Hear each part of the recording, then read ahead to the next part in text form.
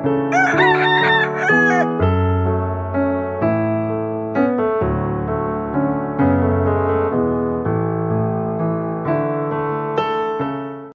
பரிசுத்த நாமத்துக்கு மகிமை உண்டாதாக. இந்த நல்ல மனமகிழ்ச்சியான நாளிலும் தேவனுடைய சபையாய் கடந்து வந்து கர்த்தருக்கு ஆராதனை செய்ய பிதாவாகிய தேவன் நமக்கு பாராட்டின கிருபைக்காய் கர்த்தரை ஸ்தோத்திரிக்கிறேன். எத்தனையோ ஜனங்களுக்கு இந்த பாக்கியம் ஸ்லாக்கியம் இல்லாதவர்களாக இந்த பூமியிலே வாழ்ந்து கொண்டிருக்கிறார்கள். தேவன் நம்மை கிறிஸ்துவுக்குள்ளாக முன்குறித்து அவருடைய அநாதி தீர்மானத்தின்படி அவருடைய திட்டத்தின்படி அவருடைய தெரிந்து கொள்ளுதலின்படி தேவன் நம்மை கிறிஸ்துவுக்குள்ளாக முன்குறித்து ரட்சித்து திருச்சபையை இந்த பூமியிலே வைத்திருக்கிறார். தேவனுடைய சபையா இருக்கிற நாம் எவ்வளவு ஒரு பாக்கியவான்கள் என்று தேவ ஜனங்கள் அறிந்து கொள்ள வேண்டும். சபையினுடைய ஊழியம் எவ்வளவு மகிமையான என்பதை தேவ ஜனங்கள் அறிந்து கொள்ள வேண்டும். கடந்த நாட்களே ஒரு சகோதரி இடத்துல வந்து சபையினுடைய காரியங்களை குறித்து பேசி கொண்டிருந்தார்கள். மற்ற சபைகள் ஊழியங்கள் நடைபெறுவது, மற்ற பிரபலமான ஊழியங்கள் நடைபெற்றுக் கொண்டிருக்கிறது. இவைகளில் மட்டும் தேவன் தம்முடைய அப்போஸ்தலரை கொண்டு சபையை எழுப்பி சபையின் ஊழியத்தை நடத்தி கொண்டிருக்கிறார். அதற்கும் நமக்கு உள்ள மகிமை மேன்மை என்ன என்பதை அவர்கள் குறித்து பேசிக் கொண்டிருக்கும் பொழுது அவர்கள் சொன்னார்கள், ஐயா அவர்கள் பிரதர் அந்த சிஸ்டர் மீட்டிங்ல வந்து பெண்களுக்கு உபதேசம் பண்ணுவதற்கோ செய்தி கொடுக்க நான் அனுமதிப்பதில்லை என்று சொல்கிறார்களே. மற்ற பழைய ஏற்பாட்டு காலத்திலே தெபோராள், செசரியா போன்ற நியாயாதிபதிகள் இருந்தார்கள். வேதத்தில் எப்படிப்பட்ட ஊழியக்காரர்கள் மேலும் ஊழியக்காரர்கள் மேலும் ஆவியை ஊற்று என்று சொல்லி இருக்கிறது. அப்படி என்று அவர்கள் கேட்டுக்கொண்டிருந்தார்கள். அப்பொழுது நான் சொன்னேன், நம்முடைய சபையின் ஊழியம் அப்படி அல்ல. हमारे कलीसिया के ऐसा सेवा ऐसा नहीं करके 2 கொரிந்தியர் 3ஆம் அதிகாரம், दूसरी कोरिन्थियोस 3रा अधिकार, அதிலே பவுல் அருமையாய் விளக்குவார். उसने जो पौलुस जो है बहुत ही स्पष्ट रूप से बताते हैं. சில வசனத்தை வாசிங்க, 3ல இருந்து வாசிங்க. 2 கொரிந்தியர் 3ஆம் அதிகாரம் 11வது வசனத்தை வாசிங்க, 10ல இருந்து. 2 Corinthians 3:14.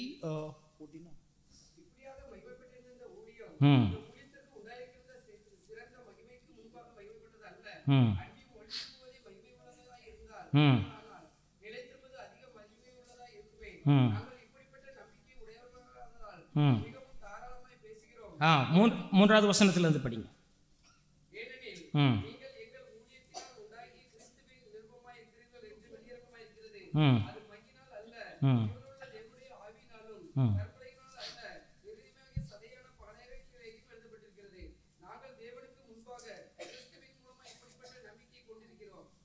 ஆசிங்க.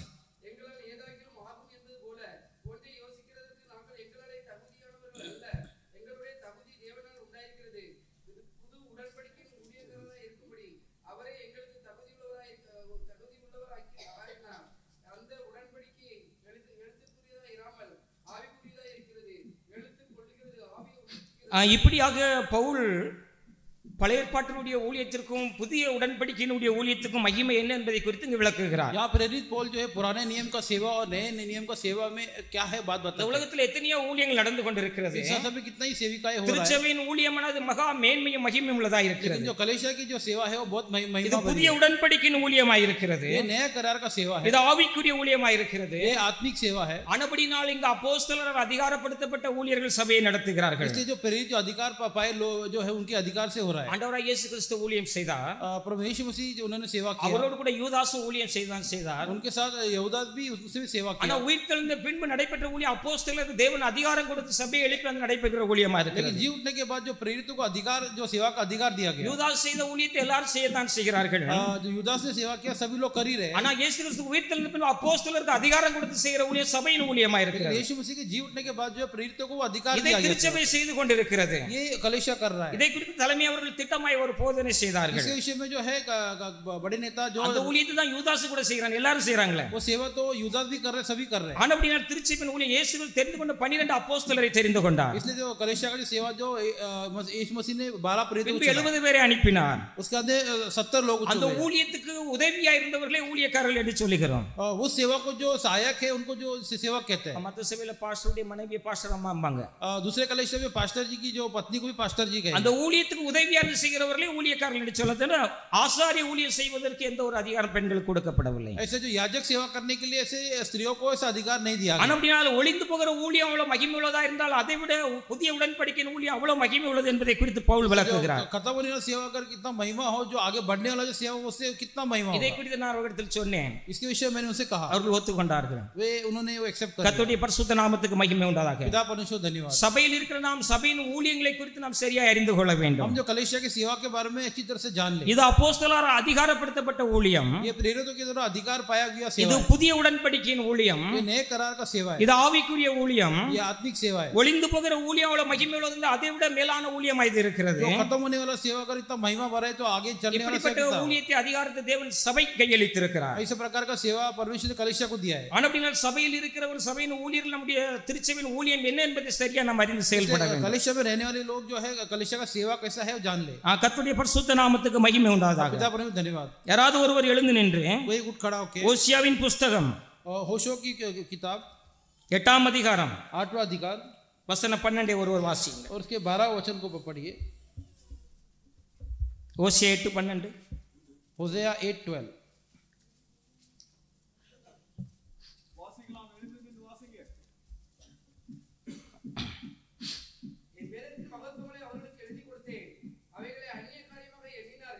என் வேதத்தின் மகத்துவங்களை அவர்களுக்கு எழுதி கொடுத்தேன். मेरे शास्त्र को मैंने उनको लिख के दिया है.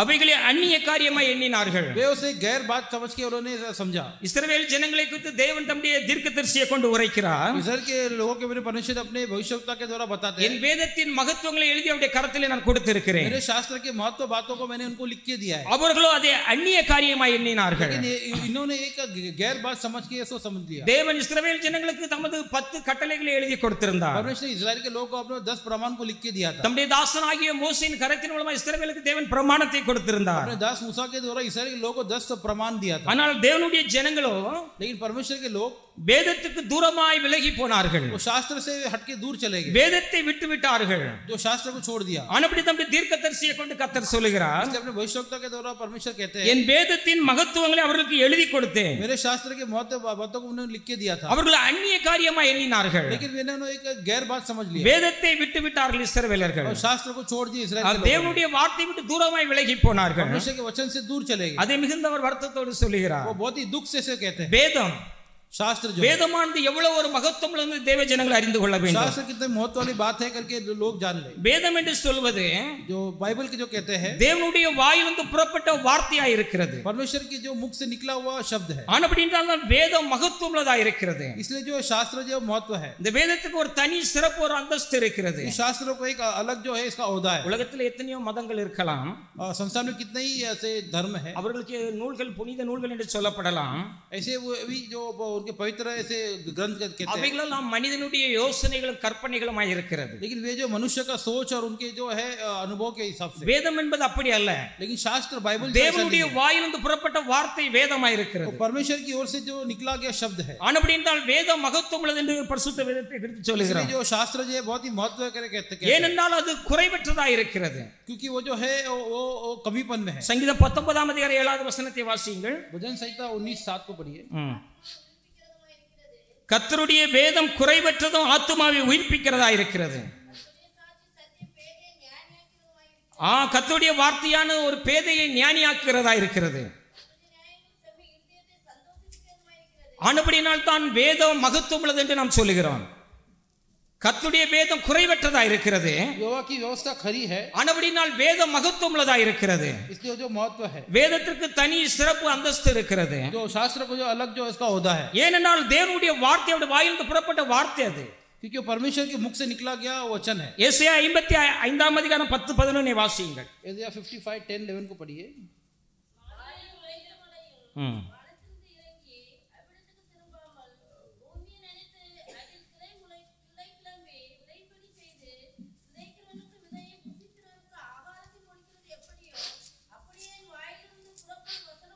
அப்படியே என் என் வாயிலிருந்து புறப்படுகிற வசனம் இருக்கும் என்று சொல்லப்பட்டிருக்கிறது. उसी प्रकार मेरे जो मुख से निकला वचन हो, வேதமானது தேவனுடைய வாயிலிருந்து புறப்பட்ட வார்த்தையா இருக்கிறது.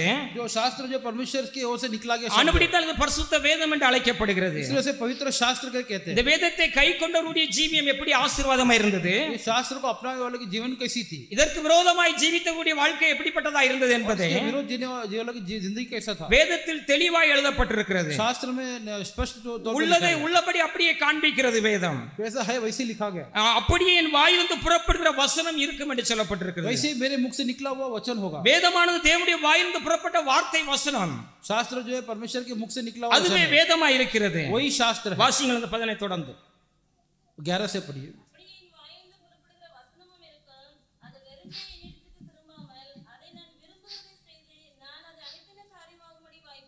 நான் அதை விரும்பினதை செய்து நான் அனுப்பின காரியமாய் வாய்க்கும் என்று சொல்லப்பட்டிருக்கிறது. मेरे इच्छा के अनुसार मेरे शब्द जो क्रिया करेंगे कैसे कहता है. மாரியும் உழைந்த மறை வானத்திலிருந்து இறங்கி जो है जो बरसात जो है बादल से उतर के जमीन पे आता है, அவ்விடத்துக்கு திரும்பாமல் वो दोबारा आसमान में नहीं लौटता है, பூமியை நனைத்து और धरती को जो है गीला करके அதில் முளை கிளம்பி விளையும்படி செய்து उसके द्वारा जो है धरती उपजाऊ होने के लिए, விதைக்கிறவனுக்கு விதையும் புசிக்கிறவனுக்கு ஆகாரத்தை கொடுக்கிறது எப்படியோ, और बोने वाले के लिए बीज और जो भोजन देता है, அப்படியே என் வாயிலிருந்து புறப்படுகிற வசனம் இருக்கும். वैसे मेरे मुख से निकला हुआ वचन ऐसे होगा. அது வெறுமையா என்னிடத்தில் திரும்பாமல் वो खाली में वापस लौटेगा அது नहीं, நான் விரும்பினதை செய்து वो मेरी इच्छा के अनुसार क्रिया करेगा. நான் அனுப்பின காரியத்தை அதை வாய்க்கு அதை நிறைவேற்றும் என்று சொல்லப்பட்டிருக்கிறது. जिस कार्य के लिए भेजा गया है वो कार्य पूरा करेगा. அவருடைய வாயிலிருந்து புறப்பட்ட வார்த்தை வேதமாய் இருக்கிறது. उनके मुख से निकला वचन जो है वो शास्त्र होगा. ஏசாயா 58 அதிகாரம் 13-14 வாசியுங்கள். Isaiah 58 13-14.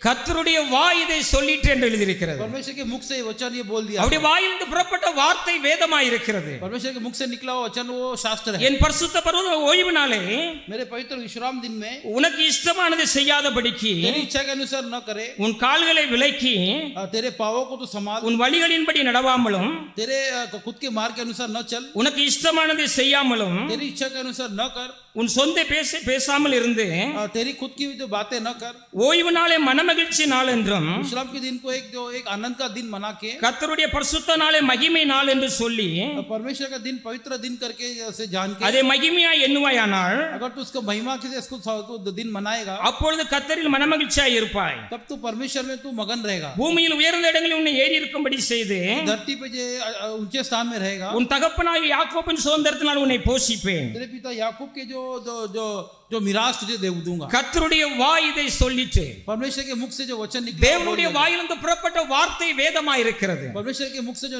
निकला वचन वो शास्त्र है. ஆனபடினால் தேவனுடைய வேதம் மகத்துவமுள்ளதா இருக்கிறது. इसलिए परमेश्वर का जो जो शास्त्र है वो महत्व है. மத்தேயு 4:4 வாசியுங்கள். मत्ती 4:4, मैथ्यू 4:4.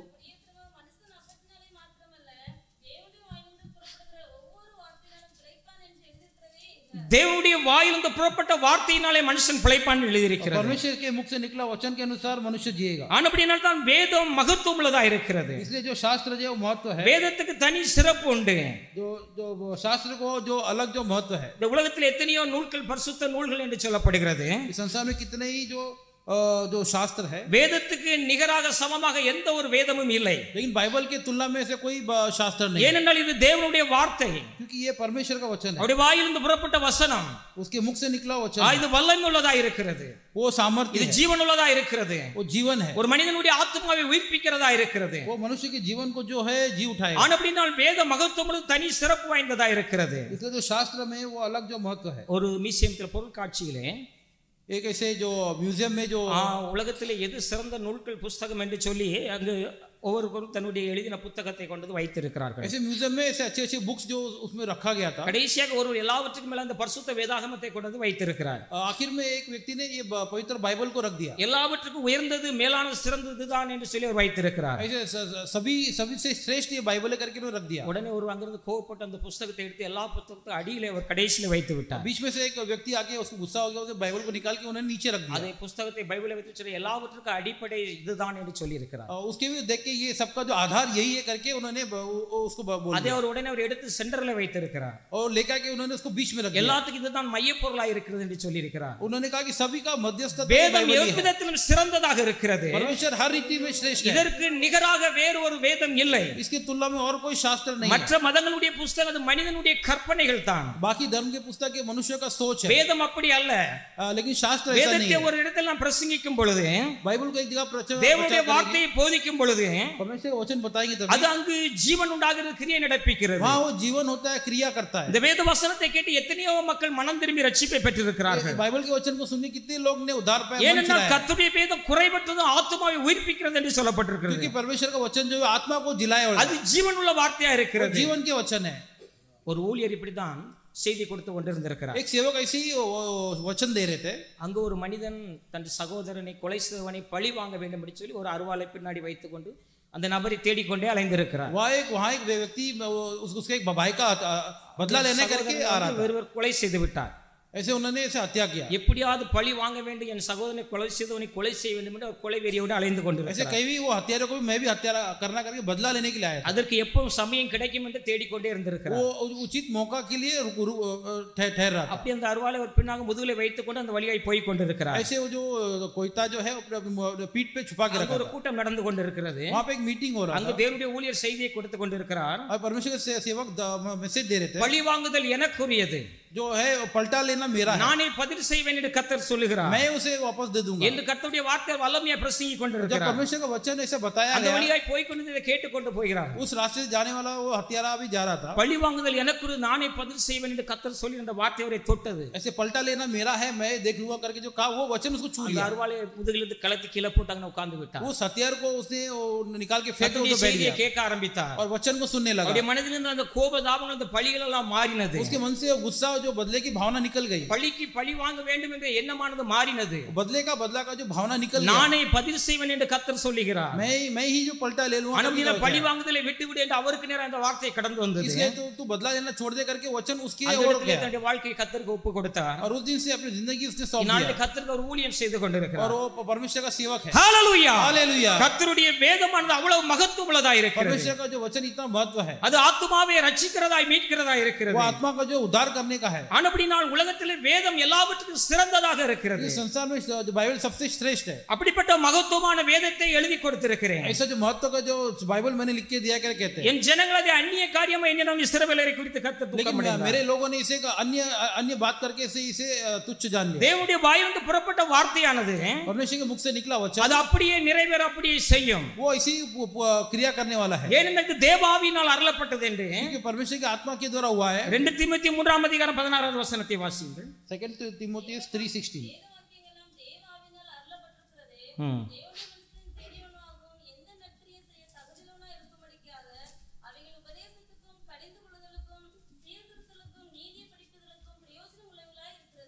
வேத வாக்கியமானது தேவாவியினால் அருளப்பட்டிருக்கிறது. शास्त्र के वचन जो परमेश्वर की आत्मा से दिया गया. இந்த வேதத்தின் மூலமாய் ஜனங்களுக்கு புத்தி சொல்லுகிறார்கள். ये बाइबल वचन के द्वारा परमेश्वर लोगों को बुद्धि दिया जाता है. வேத வாக்கியங்கள் எல்லாம் தேவாவியினால் அருளப்பட்டிருக்கிறது. जो बाइबल के वचन जो परमेश्वर की आत्मा से हुआ है. தேவனுடைய மனுஷன் தேறினனாகவும் परमेश्वर के मनुष्य எந்த நற்கிரியைகளையும் செய்ய தகுதியுள்ளவனாய் இருக்கும்படி कोई भी अच्छा कार्य करने के लिए जो योग्य होने के लिए அவைகள் உபதேசத்துக்கும் जो उपदेश को கடிந்து கொள்ளுதலுக்கும் और जो डांटने को சீர்திருத்தத்துக்கும் और ठीक करने को நீதியை படிப்பித்தலுக்கு பிரயோஜனம் உள்ளதா இருக்கிறது. और जो है न्याय को लेकर आने के लिए वो आवश्यक काम. வேதம் தேவ ஆவியினால் அருளப்பட்டிருக்கிறது. जो शास्त्र जो है परमेश्वर की आत्मा से दिया गया. வசனத்தை ஒரு மனிதன் கை கொண்டு ஜீவிக்கும் பொழுது एक व्यक्ति जो वचन को हाथ में लेके चलता है. வசனத்தினால் உண்டாகிற வல்லமை ஆசீர்வாதம் உடைய வாழ்க்கையிலே உண்டாகிறது. वचन के द्वारा होने वाला सामर्थ्य उसकी जिंदगी में कार्य करता है. நம்முடைய தலைமை அவர்கள் திருச்செம் தலைமை அவர்கள் சொல்வது உண்டு. कलीसिया के जो बड़े नेता हमें अक्सर बोलते हैं. ஒருவன் வசனத்தின் வசனத்தின்படி ஜீவிக்கிறான் என்றால் एक व्यक्ति वचन के अनुसार अगर जीता அவன் है எப்பொழுது தேவாவியினால் நிரம்பி இருப்பான். वो हमेशा परमेश्वर की आत्मा से भरा होगा வசனத்தின்படி ஜீவிக்கும்போது அதனால் உண்டாகிற வல்லமை நம்மில் செயல்படும். और वचन के द्वारा जो सामर्थ उसमें कार्य करेगा ஒருத்தர் தேவாவியினால் எப்பொழுது நிரம்பி இருக்கிறார்கள் என்றால் एक व्यक्ति हमेशा आत्मा से भरा है அப்படி ஜீவியமானது வசனத்தின்படி நடத்தப்படும். उसका जिंदगी जो है वचन के द्वारा मार्गदर्शन किया जाएगा ஏனென்றால் வேத வாக்கியங்கள் எல்லாம் தேவனுடைய ஆவியினால் அருளப்பட்டிருக்கிறது. क्योंकि जो शास्त्र के वचन जो परमेश्वर की आत्मा के द्वारा दिया गया है தேவனுடைய வேதமானது அவ்வளவு ஒரு மகத்துவம் உள்ளதா இருக்கிறது. परमेश्वर के जो वचन इतने महत्व है இதற்கு நிகராக ஈடாக எந்த ஒரு வேதமும் இல்லை. इसकी तुलना में और कोई ग्रंथ नहीं है இது ஒரு மனிதனுடைய ஆத்மாவை ரட்சிக்கிறது, உயிர்ப்பிக்கிறது. ये मनुष्य की आत्मा को जो है उद्धार करते हैं उसे जो है जिला அது ஜீவனுள்ள வார்த்தையா இருக்கிறது. वो जीवन का वचन है அது வல்லமை உள்ளதா இருக்கிறது. वो सामर्थ्य है எரேமியா 23 அதிகாரம் 29வது வசனத்தை வாசியுங்கள். यिर्मयाह 23:29 को पढ़िए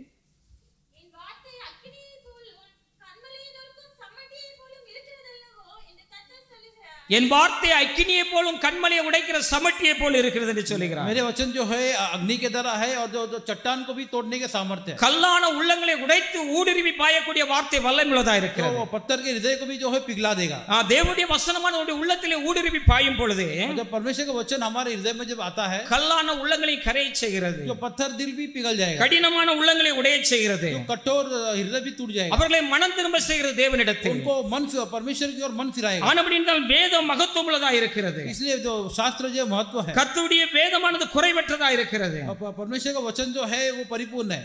என் வார்த்தை அக்கினியை போலும் मेरे वचन अग्नि के समान கண்மலையை நொறுக்கும் சமட்டியை போல் இருக்கிறது அல்லவா तो चट्टान को तोड़ने के सामर्थ्य है என்று கர்த்தர் சொல்லுகிறார். ऐसे परमेश्वर कहते हैं தேவனுடைய வார்த்தை வல்லமை உள்ளதா இருக்கிறது. परमेश्वर का वचन जो सामर्थ्य है அது ஒரு மனிதனை மனம் திரும்ப செய்கிறது. वो एक व्यक्ति को मन फिराव लाता है தேவனுடைய வழிகளிலே பாதைகளை அவர்களை நடக்க செய்கிறது. परमेश्वर के मार्ग में वो उसे चलाएगा. நாம் வசனத்தின்படி ஜீவிக்கும் பொழுதுதான் हम वचन के अनुसार जब जिएंगे तब நம்முடைய வாழ்க்கையில் ஒரு பரிசுத்தமான ஜீவியம் உண்டாகும். हमारी जिंदगी में एक पवित्र जीवन होगा. வசனத்தின்படி ஜீவிக்கும் பொழுதுதான் वचन के अनुसार जिएंगे तब எந்த அளவுக்கு நாம் வேதத்துக்கு முக்கியத்துவம் கொடுக்கிறோமோ किस हद तक शास्त्र को महत्व देते வேத हैं வசனத்தை நாம் தியானித்து மனப்பாடம் செய்து शास्त्र கொண்டிருக்கிறோம். को हम ध्यान करेंगे उसे हम बाहर அது करेंगे நம்முடைய சிந்தையிலே நாம் ஓடிக்கொண்டிருக்கிறதோ वो हमारे जो दिमाग में चलता रहेगा அந்த அளவுக்கு நம்முடைய எண்ணங்கள் சிந்தனைகள் தெளிவாக தூய்மையாக இருக்கும். उस प्रकार हमारे सोच और विचार भी शुद्ध हो जाएगा. இஸ்ரவேலர்கள் வேதத்தை விட்டு விட்டார்கள், इस्राएल के लोगों ने शास्त्र को छोड़ தேவனுடைய दिया, பிரமாணத்தை விட்டு விட்டார்கள். परमेश्वर के प्रमाण को छोड़ दिया ஆனபடியால் அந்நிய தேவனை அவர்கள் நமஸ்கரித்தார்கள். और उन्होंने अन्य देवताओं को पूजने लगे. ஆனபடியால் அந்நிய தேசத்துக்கு அவர்கள் சிறைப்பட்டு போனார்கள். इसलिए अन्य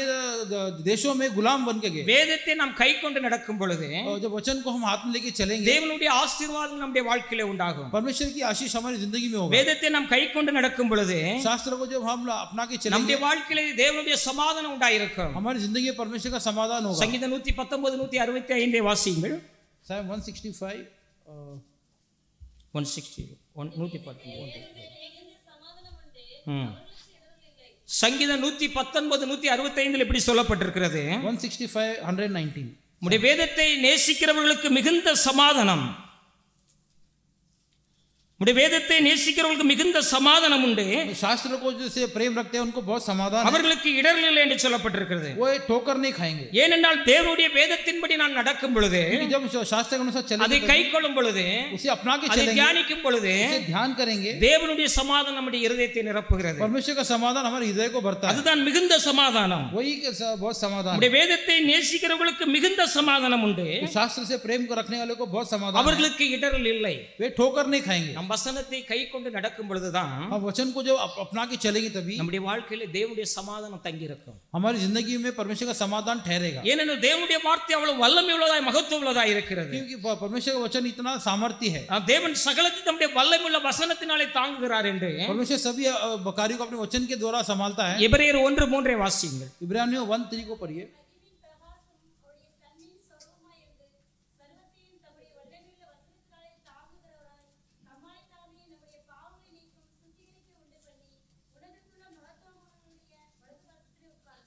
சகலத்தை தம்முடைய வல்லமையுள்ள வசனத்தினாலே அவர் தாங்குகிறார் என்று சொல்லப்பட்டிருக்கிறது. सभी कार्यों को अपने वचन के द्वारा संभालते हैं. கர்த்தருடைய வேதமானது அது வல்ல சமட்டியை போல இருக்கிறது. परमेश्वर का वचन जो है वो सामर्थ्य है. என் வார்த்தை அக்கினியை போல கண்மலையை உடைக்கிற சமட்டியை போல இருக்கிறது. मेरे वचन जो है अग्नि के समान है और पत्थर हृदय को भी तोड़ देगा. சர்வத்தை தம்முடைய வல்லமையுள்ள வசனத்தினாலே தாங்குகிறவராய் இருக்கிறார். सभी कार्यों को अपने सामर्थ्य वचन के द्वारा संभालते हैं. அவருடைய வார்த்தையினால் சர்வ பூமி உண்டாக்கப்பட்டிருக்கிறது. उनके वचन के द्वारा ही पृथ्वी का सृष्टि हुआ. அவருடைய வார்த்தையினால் சகலம் சிருஷ்டிக்கப்பட்டிருக்கிறது. सारी सृष्टि उसके वचन के अनुसार हुआ। அவர் சொல்ல ஆகும், அவர் கட்டளையிட நிற்கும் என்று சொல்லப்பட்டிருக்கிறது. उन्होंने जो कहा वो होगा, जो कहा तो रुक जाएगा। ஆனபடியால் வேதம் மகத்துவம் உள்ளதா இருக்கிறது. इसलिए शास्त्र में महत्व है। வேதம் எல்லாவற்றுக்கும் அடிப்படையா இருக்கிறது. शास्त्र सभी चीज का जो है जो फंडामेंटल है। விஞ்ஞானம் அறிவு பெருகிக் கொண்டு இருக்கிறது என்றால், ऐसे अगर जो बुद्धि अगर बढ़ते जा रहे, விஞ்ஞானிகள் வேதத்தை ஆராய்ந்து அதிலிருந்து अनेक கண்டுபிடிப்புகளை கண்டுபிடித்திருக்கிறார்கள். साइंटिस्ट लोग अनेक कार्यों को ऐसे शास्त्र के आधार पे ढूंढते हैं।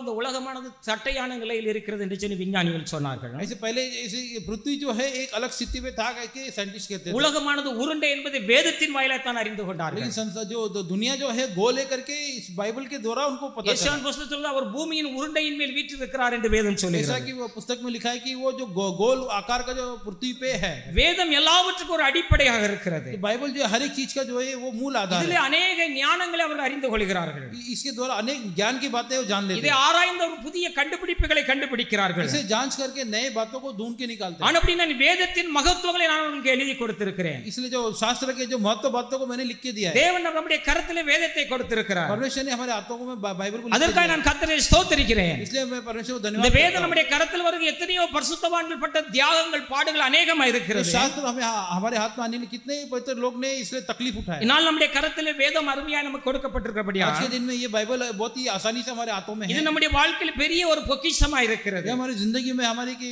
सबसे बड़ा संपत्ति है। ஆனபடியால் வேதத்தை நாம் அதிகமாய் தியானிக்க வேண்டும், அதையே நாம் அசை போட்டு கொண்டு இருக்க வேண்டும். इसलिए शास्त्र को हम अधिक से ध्यान करना है। அதை நீங்கள் தியானிக்க उसका जब हम अध्ययन करेंगे, அதை நீங்கள் வாசிக்க जितना हम शास्त्र को पढ़ेंगे, நம்முடைய ஜீவிதத்திலே பெரிய ஒரு மாற்றத்தை கொண்டு வருகிறது. हमारी जिंदगी में एक बहुत बड़ा बदलाव लेके आएगा। ஏனெனில் கர்த்தருடைய வேதம் குறைபட்டது ஆத்துமாவை உயிர்ப்பிக்கிறது. परमेश्वर का जो वचन है वो आत्मा को जी उठाएगा। வசனம் நம்மை நோக்கி கடந்து வரும்போது நம்முடைய ஆவி ஆத்துமா சரீரத்தை அது உயிர்ப்பிக்கிறது. जब वचन हमारे पास आएगा हमारे आत्मा को जो जी उठाएगा। சகலத்தை நம்முடைய வல்லமுள்ள வசனத்தினாலே தாங்குகிறார். सभी कार्यों को अपने वचन के द्वारा संभालते हैं। சகல பிரஸ்தாபத்தை பார்க்க அவர் நம்முடைய வார்த்தையை மகிமைப்படுத்தி இருக்கிறார் என்று ऐसे जो अपने वचन को उसने महिमा किया है। சங்கீதம் 138 அதிகாரம் 2வது வசனத்தை வாசிங்க. Psalm 138 सेकंड को पढ़िए।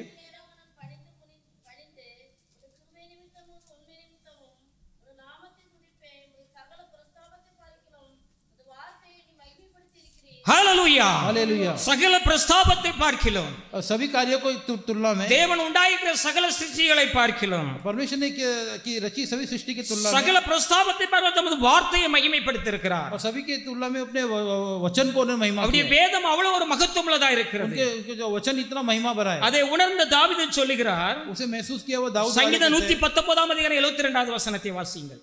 119:72 को पढ़िए।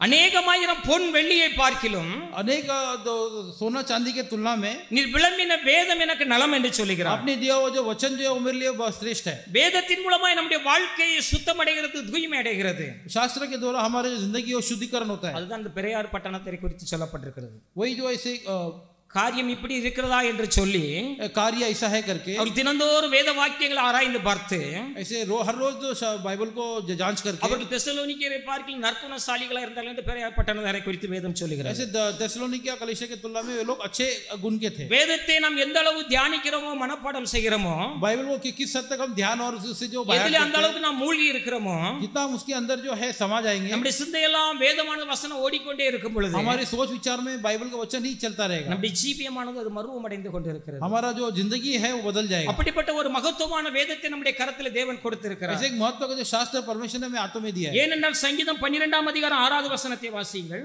Psalm 12:6 को पढ़िए।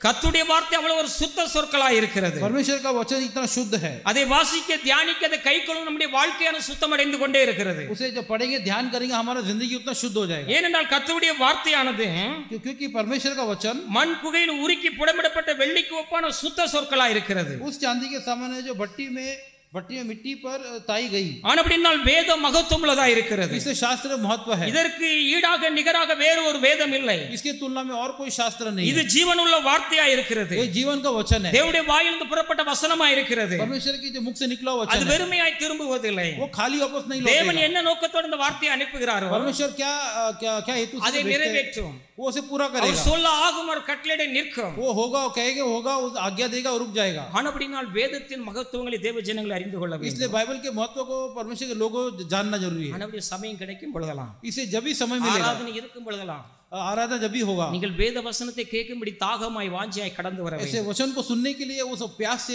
आना है. தாவீதுக்கு அந்த வாஞ்சை இருந்தது. दाऊद को जो है वो प्यास था. மானானது நீரோடைகளை வாஞ்சிக்கிறது போல जैसे किरनी जो पानी के जो किनारे पे என் ஆத்துமா உம்முடைய சமூகத்தை வாஞ்சிக்கிறது. ऐसे मेरे आत्मा भी तेरे सम्मुख என் ஆத்துமா உம்மில் தாகமாய் இருக்கிறது. ऐसे मेरा आत्मा जो वचन पे वो प्यासा है. ஆனபடி இந்த சங்கீதம் 1 சங்கீதத்தை வாசியுங்கள். ऐसे भजन संहिता 1 को ऐसे पढ़ेंगे. வாசிங்க.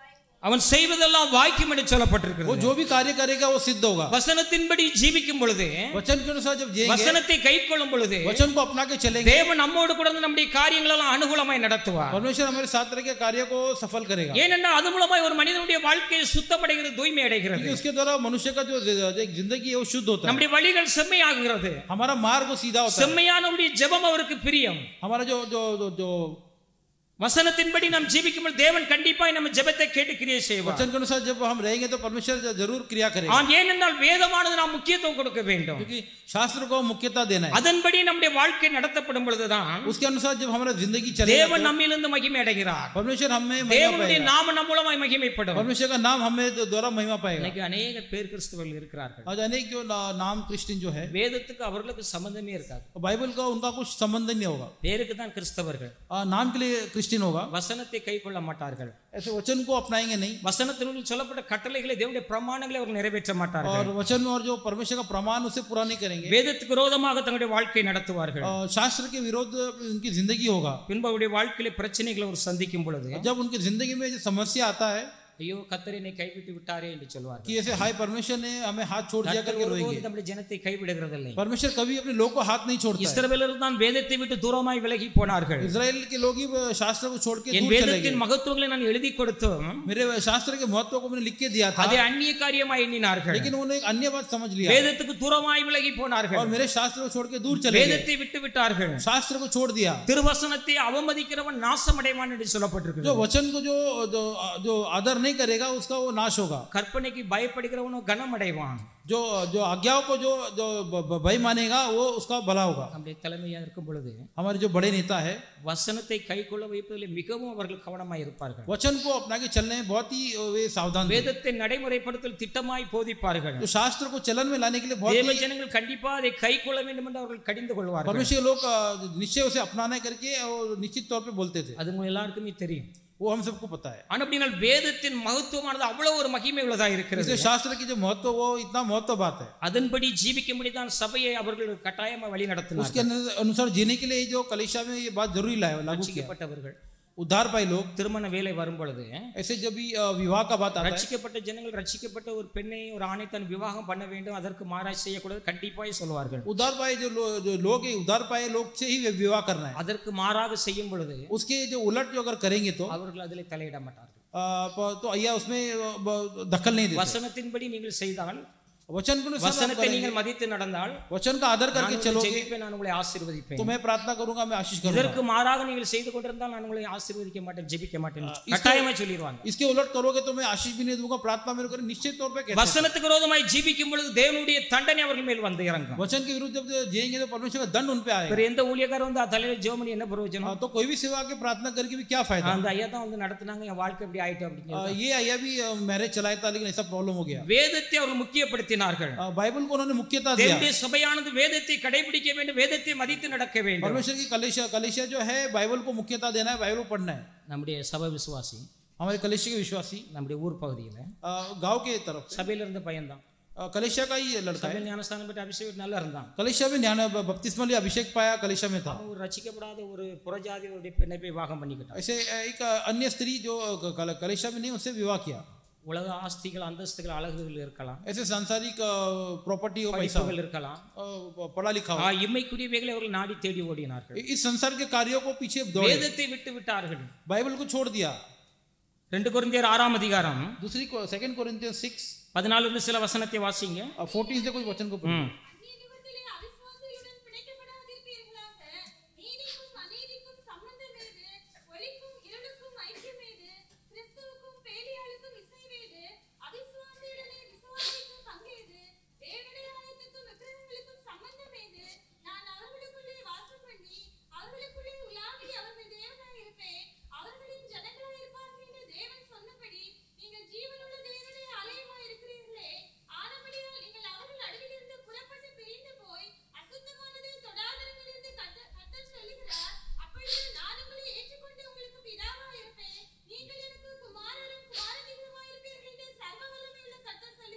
நீங்கள் எனக்கு குமாரரும் குமார்த்திகளுமாய் இருப்பீர்கள் சர்வ வல்லமையுள்ள தேவன் சொல்லுகிறார். तुम लोग मेरे लिए बेटा और बेटी हो करके कहते हैं. எப்பொழுது நாம் அப்படி இருக்க முடியும்?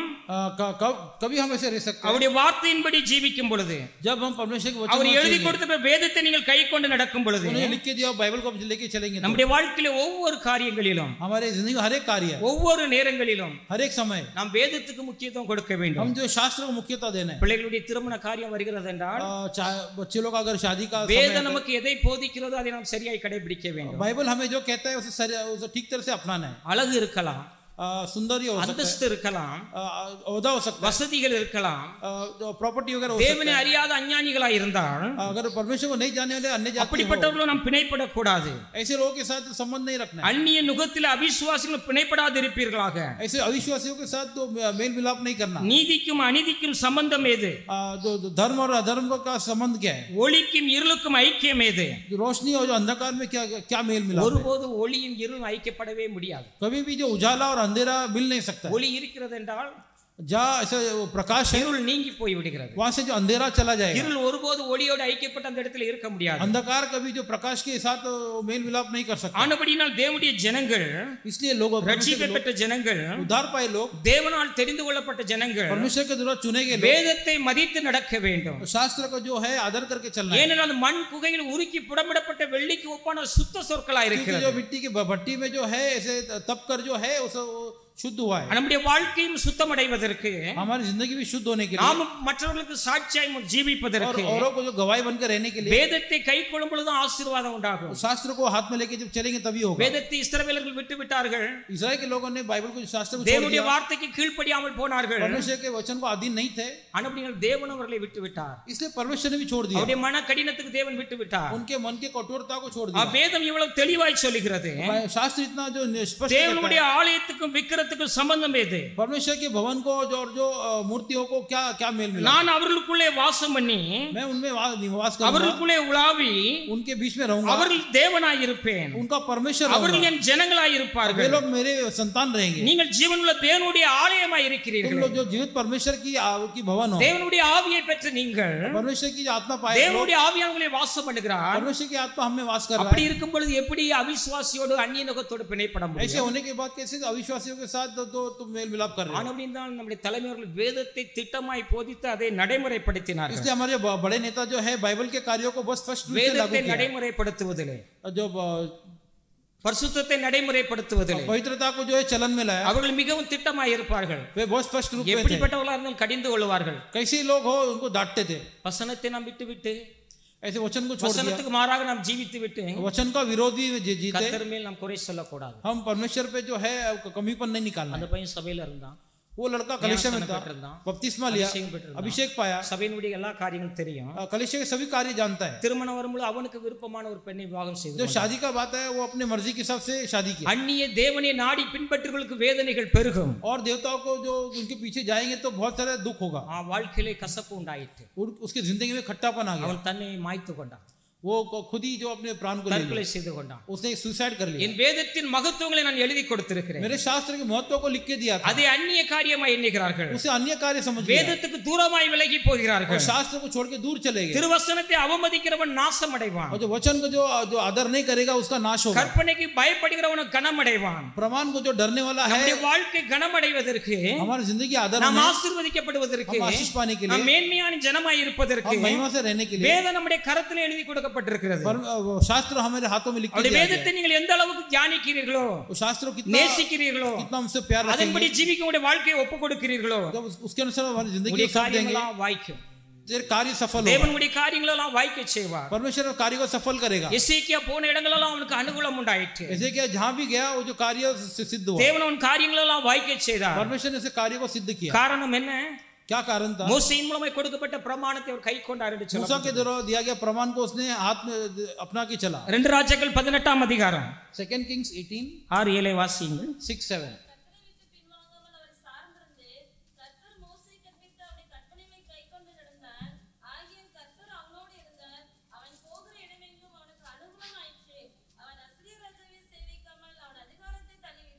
போகிற இடமெல்லாம் அவனுக்கு அனுகூலம் உண்டாயிற்று तो जहां भी गया उसके लिए उसे सहायता हुई போகிற இடமெல்லாம் அவனுடைய காரியங்கள் வாய்த்தது जहां भी गया उसका कार्य सफल हुआ காரணம் என்ன क्या कारण था அவன் கர்த்தரை விட்டு பின்வாங்காமல் वो परमेश्वर से पीछे नहीं हटा அவரை சார்ந்திருந்து परमेश्वर के साथ रह के கர்த்தர் மோசேக்கு கற்பித்த அவருடைய கற்பனைகளை கைக்கொண்டு நடந்தான் परमेश्वर ने मूसा को दिया प्रमाण को उसने चलन में रखा வசனத்தின்படி ஜீவிக்கும் பொழுது தான் வசனத்தினால் உண்டாகிற ஆசீர்வாதங்கள் நம்மளுக்கு உண்டாகும் जब वचन को हम जिएंगे तो वचन का जो आशीष है वो होगा ஆகையால் கர்த்தர் அவனோடு இருந்தார் इसलिए परमेश्वर उसके साथ था அவன் போகிற இடங்கள்லாம் அவனுக்கு அனுகூலமாயிற்று காரியம் வாய்த்தது वो जहां भी गया उसका कार्य सफल हुआ அதுதான் சங்கீதம் 1லே வாசிக்கிறோம் वही भजन संहिता 1 में அவன் செய்வதெல்லாம் வாய்க்கும் वो जो भी कार्य करेगा யாருடைய सफल காரியம் होगा வாய்க்கும் யாருடைய காரியம் வாய்க்கும் किसका कार्य सफल होगा இரவும் பகலும் வேதத்தில் தியானமா இருக்கும் जो दिन रात परमेश्वर के वचन में जो ध्यान करता है வசனத்துக்கு நாம் முக்கியத்துவம் கொடுக்கும் பொழுது वचन को मुख्यता देंगे வசனத்தை நம்முடைய வாழ்க்கையில கடைபிடிக்கும் பொழுது वचन को जिंदगी में लेके அதனால் चलेंगे ஆசீர்வாதம் உண்டாகும் उसके द्वारा आशीष होगा அதனால் சமாதானம் உண்டாகும் उसके द्वारा समाधान அதனால் होगा நம்முடைய வாழ்க்கையான சுத்தமான ஒரு ஜீவியம் செய்ய उसके முடியும் द्वारा हमारी जिंदगी शुद्ध जीवन जिएगी அதை உணர்ந்த தாவீது சொல்லுகிறார் उसे महसूस किया दाऊद कहते हैं அநேகமாயிரம் பொன் வெள்ளியை பார்க்கலாம் अनेक जो संपत्ति सोना चांदी के तुलना நீர் में விளம்பின வேதம் எனக்கு நலம் आपने जो दिया हुआ शास्त्र வேதம் அவ்வளவு ஒரு மகத்துவம் உள்ளது वो शास्त्र इतना महत्व பொன் है வெள்ளியை பார்க்க அது மகத்துவம் உள்ளது सोने चांदी के तुलना में भी அது ज्यादा है சுத்த சொற்களாய் இருக்கிறது वो शुद्ध जो वचन है ஆனபடினால் சங்கீதம் 119 105 வாசியுங்கள் इसलिए भजन संहिता 119:5 को पढ़िए உம்முடைய வசனமானது என் கால்களுக்கு தீபமாய் இருக்கிறது तो तेरे वचन तो है मेरे पांवों को दीपक அது என் பாதைக்கு வெளிச்சமாய் இருக்கிறது और जो है मेरे मार्ग के लिए प्रकाश है வேத வெளிச்சத்திலே நாம் நடக்கும் பொழுது तो शास्त्र के वचन में चलेंगे நம்மை அது செம்மையான பாதையிலே சரியான பாதையில் நம்மை நடத்துகிறது वो हमें ठीक रास्ते में चलाएगा அதை நாம் விட்டு விலகும் பொழுதுதான் जब हम उसे उस राह भटकेंगे நாம் சமாதானத்திலிருந்து விடுகிறோம் हम हमारे समाधान खो देंगे ஆசீர்வாதத்திலிருந்து விடுகிறோம் आशीष को खो देंगे உலக செல்வங்களை ஐஸ்வர்யங்கள் பின்னாய் ஓடி விடுகிறோம் सांसारिक संपत्ति के पीछे भागते हैं அவைகள் நிலைக்காது वो निरंतर नहीं है அவைகள் தற்காலிகமானது वो तत्कालीन है அவைகள் அழிந்து போகிறவைகள் वो सब नाश होने वाले चीज அழியாத நித்தியத்தில் நிலைத்திருக்கிற தேவனுடைய வார்த்தை ஒன்றுதான் जो नाश नहीं वाला जो कोई चीज है परमेश्वर का இதன்படி वचन है நம்முடைய வாழ்க்கையை நாம் நடத்தும் பொழுது इसके अनुसार हम जिंदगी இதை நாம் चलाएंगे இதற்கு நம்மை ஒப்பு கொடுக்கும் பொழுது इसको जो खुद की जिंदगी सौंप இதை நாம் देंगे எப்பொழுதும் தியானித்துக் கொண்டே இருக்கும் பொழுது इसे जब हम ध्यान करेंगे அநேகமாயிரம் பொன் வெள்ளியை காட்டிலும் जो कई जो सोना चांदी நீர் के तुलना விளம்பின में வேதமே எனக்கு நலம் जो परमेश्वर ने दिया हुआ शास्त्र அதுவே என் வாழ்க்கைக்கு போதுமானது वो मेरी जिंदगी के लिए काफी है அதை கை கொண்டு பொழுது நிச்சயமாய் தேவன் நம்மை ஆசீர்வதிப்பார் उसे जब अपना के चलेंगे निश्चय परमेश्वर आशीष இப்பொழுது करेगा இருக்கிற சூழ்நிலைகள் நாம் பார்க்க வேண்டாம் अब की जो वर्तमान हालत தேவன் को நிச்சயமாய் கண்டிப்பாய் நம்மை உயர்த்துவார் निश्चय परमेश्वर हमें ऊंचा उठाएगा வேதத்தை கை கொண்டு நிச்சயமாய் தேவனுடைய ஆசீர்வாதங்கள் உண்டாகும் तो शास्त्र अनुसार चलेगा उसे निश्चय आशीष होगा உபாகமம் 28ஆம் அதிகாரம் 1வது வசனத்தை வாசியுங்கள்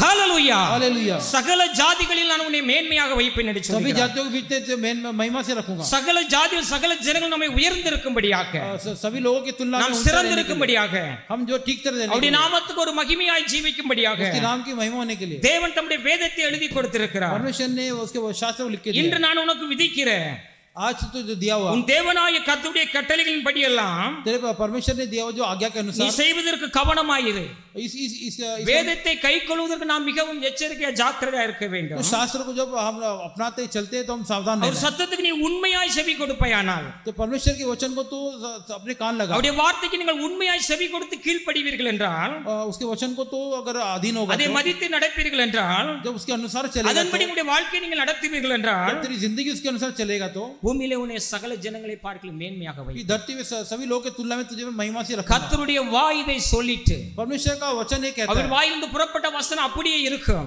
उनके मुख से निकला वचन वैसे மாறிய होगा. உறைந்த மலை வானத்திலிருந்து இறங்கி और जब आसमान से जब பூமியை நனைத்து முளை கிளம்பி விளையும்படி செய்து भूमि को गिल्ला करके और जो है फसल उगाता है, விதைக்கிறவனுக்கு விதையையும் और बोने वाले के लिए बीज புசிக்கிறவனுக்கு ஆகாரத்தை கொடுக்கிறது எப்படியோ और भोजन के लिए जो आहार जैसे होता है, அப்படியே என் வாயிலிருந்து புறப்பட்ட வசனம் இருக்கும். उसी प्रकार मेरे मुख से निकला वचन होगा. உன்னை மேன்மையாக வைப்பேன் என்று சொன்னால் மேன்மையாய் வைப்பார். तुझे मैं महिमा से रखूंगा कह दिया तो महिमा से நாம் செய்ய रखेगा. வேண்டிய காரியம் என்ன? हम क्या करना है? அவருடைய சத்தத்துக்கு உண்மையாய் செவி கொடுக்க வேண்டும், उनके जो आवाज को हम जो कान लाके सुनना है, கீழ்ப்படிய வேண்டும், अधीन होना அதை है. கேட்டு அதன்படி நாம் நடக்க வேண்டும். जो उसके सुन के இது उसको நம்ம चलना है. எல்லார் மேல் விழுந்த கடமையா இருக்கிறது. ये हम सब पर जो है कि एक हमारी जिम्मेदारी है. அனுபடி நாள் சபை கூடி வரும் பொழுதெல்லாம் इसे जब भी कलेश इकट्ठा தேவ होता है, ஜனமே நீங்கள் ஆராதனை முக்கியப்படுத்துங்கள். परमेश्वर के लोग आराधना को आइए. கர்த்தருடைய வேதத்துக்கு மகத்துவம் உள்ள அவருக்கு நீங்கள் செவி கொடுங்கள். परमेश्वर शास्त्र को जो है महत्व दीजिए. தேவன் சபை கூடி வரும்போது அந்த ஸ்தலத்தில் எழுந்தவர்களை தம்முடைய ஊழியர்களை ஆட்கொண்டு கர்த்தர் பேசுகிறார். यहाँ पे जो परमेश्वर की जो उपस्थिति होती है अपने सेवक के द्वारा कार्य करता है. நம்முடைய வாழ்க்கைக்கு அது தீபமாக பாதையாக வெளிச்சத்துக்கு நமக்கு தீபமாக இருக்கிறது. हमारी जिंदगी के लिए हमारे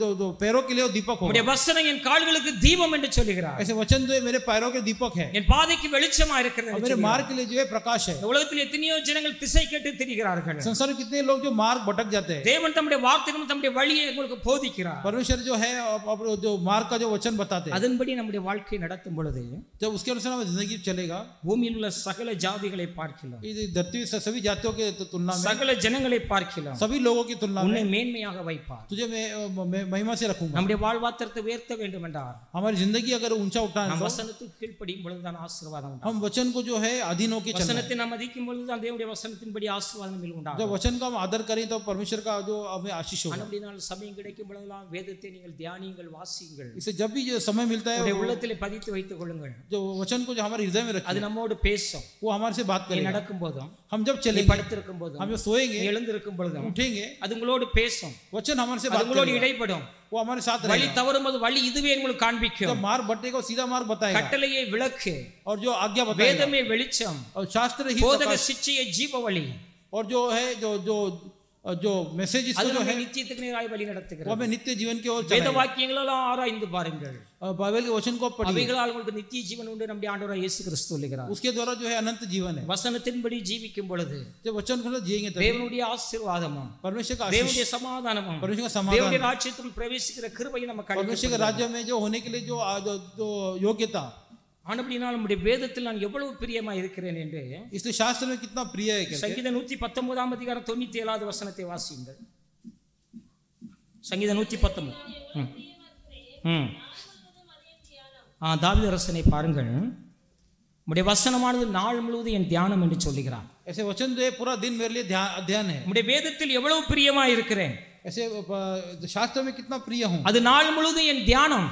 वो पूरा दिन में मेरे ध्यान. ஆனபடியால் வீண் சிந்தைகளை நான் வெறுத்தும் அது வேதத்தில் பிரியப்படுகிறேன் என்று சொல்லுகிறார். इसलिए जो व्यर्थ विचारों को छोड़ के मैं परमेश्वर के वचन में ध्यान कर रहा हूं. நம்முடைய இருதயத்தில் வசனம் எப்பொழுது ஓடிக்கொண்டே இருக்கும் பொழுது हमारे हृदय में वचन हमेशा जब चलेगा, நம்முடைய சிந்தை தூய்மை அடைகிறது, हमारा जो सोच वो शुद्ध होगा, நம்முடைய வாழ்க்கை தூய்மை அடைகிறது. हमारा जिंदगी शुद्ध होगा. வேதம் நமக்கு நடக்க வேண்டிய வழிகளை போதிக்கிறது. जो शास्त्र जो चलने वाला मार्ग हमें बताएगा. வலதுபுறம் இடதுபுறம் சாயும் பொழுது வழி இதுவே என்பது நமக்கு காண்பிக்கிறது. जो दाएं बाएं जब भटकते हैं तो जो सीधा मार्ग हमें बताएगा. ஆனபடியால் வேதமானது சபையிலே போதிக்கப்படும் பொழுது इसलिए शास्त्र जब चर्च में प्रचार किया जाता வசனத்தை கேட்க ஆவலாய் கடந்து வாருங்கள். है, वचन को सुनने के लिए आप जो है चाह से आइए.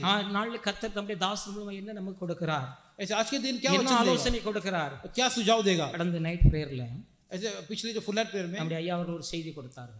या ने एक मैसेज, அருமையா ஒரு சத்தியத்தை அவர் விளக்கினார்கள். बहुत ही अच्छा सत्य. 2 பேர் தேவாலயத்துக்கு ஜெபிக்க கடந்து போனார்கள். 2 लोग जो भवन में प्रार्थना करने के लिए பரிசேயனுடைய ஜெபத்தை குறித்தும் फरीसी का ஆயக்காரனுடைய ஜெபத்தை குறித்து விளக்கினார்கள். और जो चुंगी लेने का प्रार्थना, அநேக சத்தியங்களை அது ஆழமாய் விளக்கினார்கள். अनेक सत्य बातों को गहराई से बताया. வசனம் நம்முடைய உள்ளத்திலே கடந்து வர வர और वचन हमारे अंदर जब आता है, அந்த எம்மா ஒரு சிஸ்டர்கள் சொன்னார்கள் அல்லவா, और यमोर में जो ऐसे उन्होंने कहा, அவர் வேத வாக்கியங்களை நமக்கு விளக்கி காண்பிக்கும் பொழுது ऐसे शास्त्र के बारे में जब उनको बताया, நம்முடைய இருதயமானது கொழுந்து விட்டு எரியவில்லையா, उनके हृदय में जो है अग्नि जलने लग गया. அப்படிப்பட்ட அனுபவங்கள் நமக்கு உண்டாகிறது. ऐसे अनुभव होगा. தேவன் தம்முடைய தாசர் மூலம் தம்முடைய வார்த்தையை விளக்கி காண்பிக்கும் பொழுது परमेश्वर में दासों के द्वारा जब हमें बताते हैं, இவ்வளவு சத்தியங்கள் இதில் அடங்கி இருக்கிறதா, इतने सत्य बात इसमें है, நாம் அறிந்து கொள்ள வேண்டிய சத்தியங்கள் அங்கு வெளிப்படுகிறது. हम जानने वाले सत्य यहाँ पे बताए நம்முடைய जा रहे हैं. ஜீவியம் எப்படி இருக்க வேண்டும், हमारा जिंदगी कैसे होना चाहिए. பரிசேயனை போல நாம் இருக்கக்கூடாது. वो फरीसियों के जैसा नहीं होना चाहिए. பரிசேயன் சுய நீதியை உடையவனாய் இருந்தான். वो फरीसी एक खुदगर्ज इंसान தன்னை था. தான் பெருமையாக மேன்மையாக எண்ணினான். खुद के बारे में ही बड़ी बात बात करता था, மற்றவர்களை அற்பமாய் எண்ணினான் दूसरों को वो तुच्छ जानता था। என்று அருமையா அவர்கள் விளக்கினார்கள். ऐसे बहुत ही अच्छी तरह से உன்னை बताया। பாருங்கள், நான் மிகவும் பரிசுத்தவான், நான் பெரிய ஒரு பரிசுத்தவான் என்று எண்ணிக்கொள்கிறார்கள். ऐसे में दूसरों की तुलना में बड़ा மற்றவர்களோடு पवित्र கம்பேர் பண்ணி आदमी, ஒப்பிட்டு தங்களை பெரியவர்களாய் எண்ணிக்கொள்கிறார்கள். दूसरों से कंपेयर करके खुद को बड़ा बनाते हैं। கர்த்தருக்கு முன்பாக உங்களை ஒப்பிட்டு பார்க்கும் பொழுது நீங்கள் எப்படிப்பட்டவர்கள் அறிந்து तो கொள்ளலாம். परमेश्वर के सामने खुद को कंपेयर करेंगे तो हमें पता चले क्या है। ஆவியானவர் அருமையாய் விளக்க கொடுத்தார். ऐसे बहुत ही अच्छे, சபைக்கு நாம் கடந்து வரும் பொழுதெல்லாம் जब हम कलीसिया में आते हैं, தேவனுடைய வார்த்தை நம்மை நோக்கி கடந்து வருகிறது. परमेश्वर का वचन हमारी ओर आता है। அவருடைய வேதம் நாள் முழுவதும் தியானம். तो आपके जो वचन जो है पूरा दिन मेरे लिए ध्यान है। நான் அதில் எவ்வளவு பிரியமாய் இருக்கிறேன். मैं उसमें बहुत ही प्रिय रहूंगा। வேதத்தை நாம் நேசிக்கும் பொழுது, हम जब बाइबल से அதில் நாம் பிரியப்படும் பொழுது, जब बाइबल में प्रिय रहेंगे, நம்முடைய வாழ்க்கையில மிகுந்த ஒரு சமாதானம். हमारी जिंदगी बहुत बड़ा समाधान, அது தேவனுடைய சமாதானம். परमेश्वर का समाधान। தேவனுடைய சமாதானம் எப்பொழுதும் நம் உள்ளத்தில் தங்கி இருக்க வேண்டும் என்றால், परमेश्वर का समाधान हमेशा मेरी जिंदगी में होना है। தாவீது சொன்னது போல நம்முடைய வாழ்க்கை இருக்க வேண்டும். जब दाऊद जिसे बोलते हैं जिंदगी होना முது चाहिए। வேதத்தில் நான் எவ்வளவு பிரியமாய் இருக்கிறேன், ऐसे जो शास्त्रों में मैं कितना प्रिय हूँ, நாள் முழுவதும் தியானம் என்று சொல்கிறார். पूरा दिन के लिए मैं उसे अध्ययन பெரிய करूंगा। ஒரு அரசன், वो एक बड़ा राजा है, அவருக்கு எவ்வளவோ பொறுப்புகள் இருந்திருக்கலாம். कितनी उनकी जिम्मेदारी होगी, அவைகளில் மட்டும் சொல்ல நாள் முழுவதும் உடைய வேதத்தில் நான் फिर பிரியப்படுகிறேன். भी कहते हैं कि मैं पूरा दिन उसमें प्रिय रहूंगा। அதை நான் தியானிக்கிறேன் என்று சொல்கிறார். तो वचन को मैं ध्यान कर रहा हूँ करके कहते நாம் हैं। என்ன வேலை செய்து கொண்டிருந்தாலும் हम चाहे कोई भी काम क्यों ना करें, வசனம் நம்முடைய உள்ளத்திலே ஓடிக்கொண்டே இருக்க வேண்டும். वचन जो हमारे हृदय में होना चाहिए। நாங்க வேலை செய்யற இடத்துல அப்படிதான். इसमें जब काम करता हूँ वहाँ पे इसी நான் 11 மணி நேரம் 12 மணி நேரம் உலக வேலையிலே போயிடும். 11-12 घंटे से काम करते हैं, சரியான நேரம் இருக்காது. ठीक समय नहीं होगा। கர்த்தருடைய செய்தியை கொடுக்கணும் அப்படின்னா परमेश्वर का वचन देना है तो வேலைஸ்தலத்தில் இருந்து கொண்டே தான் வசனத்தை தியானித்து கொண்டு புரட்டி கொண்டு எழுதி கொண்டே இருப்பேன். ऐसे से उसी ध्यान करते ऐसे ही लिखता रहता हूँ। இந்த வேலை ஒரு பக்கம் நடந்து கொண்டிருந்தாலும் मेरा काम एक तरफ होता है, அப்பப்போ அந்த வசனத்தை குறிப்பெடுத்து அங்க எழுதிக்கிடுவேன். और तब तब समय मिलेगा मैं அப்படி वचन தியானித்து கொண்டு இருக்கும் பொழுது उसे जब ध्यान அந்த करते हैं, நாள் எப்படி கடந்து போகிறதுன்றே தெரியாது. वो तो दिन कैसे जाएगा समझ में नहीं आता। ஹalleluya. हालेलुया। உமது வேதத்தில் நான் எவ்வளவு பிரியமாய் இருக்கிறேன். हमारे वचन में मैं कितना प्रिय हूँ, நாள் முழுவதும் என் தியானம், पूरा दिन मेरे के लिए वो அது ध्यान, என் வாழ்க்கையிலே தீபமாக வெளிச்சமாய் இருக்கிறது. मेरी जिंदगी के लिए प्रकाश होगा। உம்முடைய வசனம் என் கால்களுக்கு தீபம், என் பாதைக்கு வெளிச்சமாய் இருக்கிறது. हमारा वचन जो है मेरे पैरों के लिए उजाला होगा। அப்படி நாம் வேத வெளிச்சத்தில் நடக்கும் பொழுது ऐसे जो शास्त्र के वचन, தேவனுடைய சமாதானம் நம்முடைய உள்ளத்தை நிரப்புகிறது. जो समाधान हमारे हृदय में होगा, தேவனுடைய ஆசீர்வாதங்கள் நமக்கு உண்டாகிறது. परमेश्वर का आशीष हमें होगा। தேவன் நம்முடைய ஜெபத்தை கேட்கிறார். परमेश्वर हमारी प्रार्थना सुनेगा, அவன் செய்வதெல்லாம் வாய்க்கும். वो जो भी कार्य करेगा தேவன் वो सफल நம்மோடு होगा। நம்முடைய காரியங்களை வாய்க்க பண்ணுவார். परमेश्वर हमें साथ போகிற कार्य सफल இடங்களெல்லாம் करेगा, நமக்கு அனுகூலம் உண்டாகும். जहाँ भी जाएगा हमें सहायता होगा।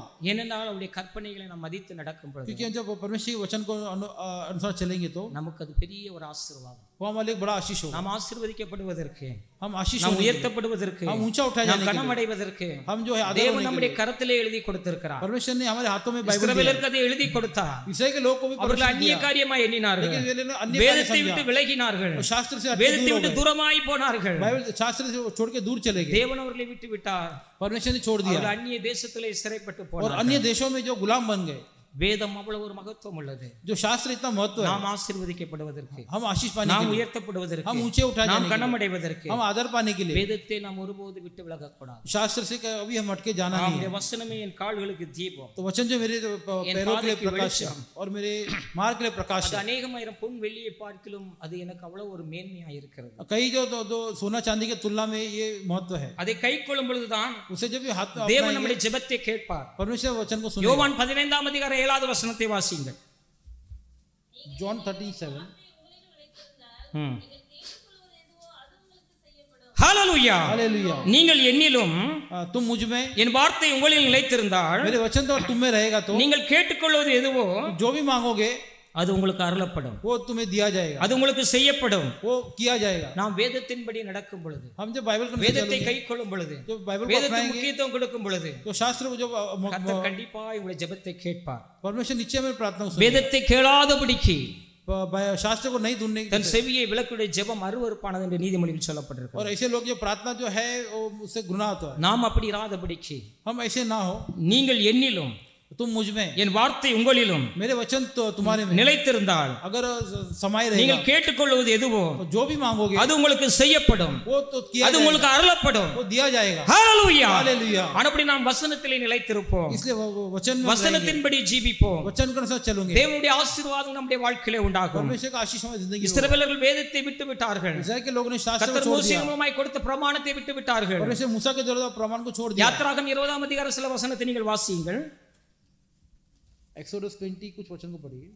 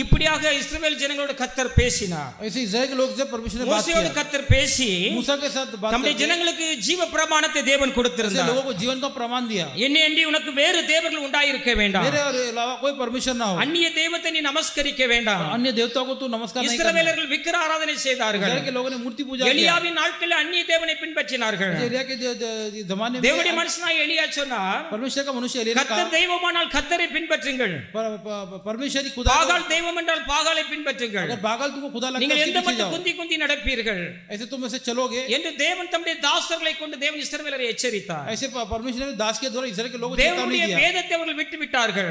परमेश्वर के प्रमाण को छोड़ दिया। என் வேதத்தின் பிரமாணங்களை நான் உங்களுக்கு எழுதி கொடுத்தேன், मैंने अपने प्रमाण को लिख के दिया था, அதை அவர்கள் அந்நிய காரியமாய் எண்ணினார்கள். लेकिन वे लोगों ने उसको अन्य कार्य வேதத்துக்கு समझा அவர் தூரமாய் விலகி போனார்கள். और शास्त्र से दूर चले गए, வேதத்தை அவர்கள் மதியாமல் விட்டு और விட்டார்கள். शास्त्र को आदर नहीं किया, தேவன் அவர்களை விட்டு விட்டார். परमेश्वर छोड़ दिया, அவர்கள் அந்நிய தேசத்தில் அடிமைகளாய் और போனார்கள். अन्य देशों में गुलाम बन गए। தேவன் நம்மை மீட்டு ரட்சித்து சபையிலே வைத்திருக்கிறார். परमेश्वर ने हमें उद्धार करके कलीसिया में रखा है, நம்முடைய வேதத்தை நம்முடைய கரத்திலே கொடுத்திருக்கிறார். अपने शास्त्र को हमारे हाथों में दिया है, வாழ்நாளெல்லாம் அதை கை கொண்டு நடக்க வேண்டும். जिंदगी भर हमें इसे अपना के चलना है। இதெல்லா மனுஷன் மேல் விழுந்த கடமை என்று ஞானி சொல்கிறார். सभी मनुष्यों पे जो है एक फर्ज है, நம்முடைய நாட்கள் நன்றாய் இருப்பதற்கு, हमारे दिनों जो நாம் अच्छे होने के लिए, ஆசீர்வாதமாய் இருப்பதற்கு, हम आशीष से रहने के लिए வேதத்தை நாம் மதித்து நடக்க வேண்டும். शास्त्र को आदर करके வேதத்தை चलना நாம் है, கை கொண்டு நடக்க வேண்டும். बाइबल को जो है लेके चलना है। அப்படி நடக்கும் பொழுது ऐसे चलेंगे तो தேவன் நம்முடைய ஜெபத்தை கேட்பார். परमेश्वर हमारे प्रार्थना को सुनेगा, தேவன் நம்ம இந்த பூமியில ஒரு மேன்மையான ஜனமாய் வைப்பார். परमेश्वर धरती हमें एक महिमा के जो मनुष्य रखेगा। தாவீது அரசன் அப்படியாய் காணப்பட்டார். दाऊद राजा भी ऐसी था, நம்முடைய வேதத்தில் நான் எவ்வளவு பிரியமாய் இருக்கிறேன், तुम्हारे शास्त्र में அது कितना நாள் प्रिय முழுவதும் हो, என் தியானம். वो पूरा दिन का இந்த मेरे लिए ध्यान, வேதத்தை நான் ஒருபோதும் மறக்க மாட்டேன் என்று ऐसे मैं சொல்லி कभी भूलूंगा नहीं शास्त्र को। சங்கீதம் 119:16 வசனத்தை வாசியுங்கள். 119:16 को पढ़िए, 109 வசனத்தை வாசியுங்கள்.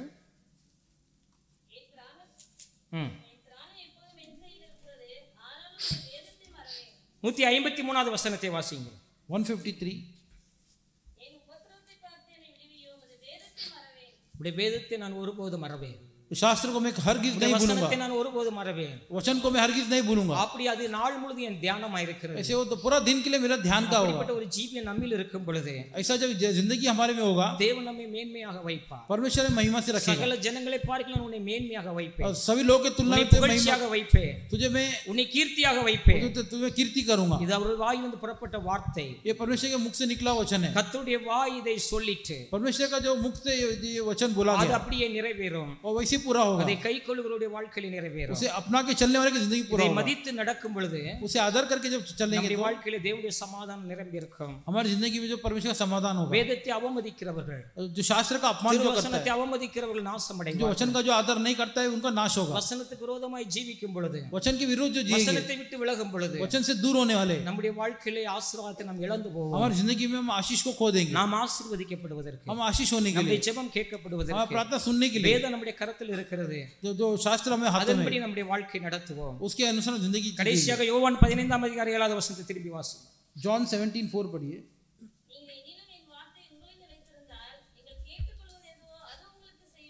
நீங்கள் கேட்டுக்கொள்வது எதுவோ அது உங்களுக்கு அருளப்படும். जो कुछ मांगोगे वो दिया जाएगा। தேவன் நம்முடைய ஜெபத்தை கேட்பார், परमेश्वर वचन को நம்முடைய सुनेंगे, ஜெபத்துக்கு பதில் அளிப்பார். हमारे प्रार्थना का उत्तर தேவன் देगा, நம்மை சகல ஜாதிகளை பார்க்கிலும் மேன்மையாக வைப்பார். सभी लोगों की तुलना में महिमा से நாம் रखेगा। செய்ய வேண்டிய ஒரே காரியம், हम जो एक ही कार्य करना है, நம்முடைய வேதம் என் மன மகிழ்ச்சி, ऐसे तुम्हारा शास्त्र मेरा நம்முடைய मन, வேத நாள் முழுவதும் என் தியானம், वो पूरा दिन के लिए मेरा நம்முடைய ध्यान है, வசனத்தை நம்முடைய வேதத்தை நான் ஒருபோதும் மறவேன். और वचन को मैं हरगिज नहीं भूलूंगा। அப்படி வசனத்தை நான் நிலைத்திருக்கும் பொழுது ऐसे वचन में अब जब நீங்கள் रहेंगे, என்னிலும் तुम मुझ में, என் வார்த்தை உங்களிலும் मेरा वचन तुम में நிலைத்திருந்தால் अगर रहेगा तो, நீங்கள் கேட்டுக்கொள்வது எதுவோ और जो भी அது मांगोगे உங்களுக்கு அருளப்படும். वो सब दिया जाएगा। கர்த்தர் இந்த வார்த்தையை ஆசீர்வதிப்பார். परमेश्वर वचन को आशीष करे।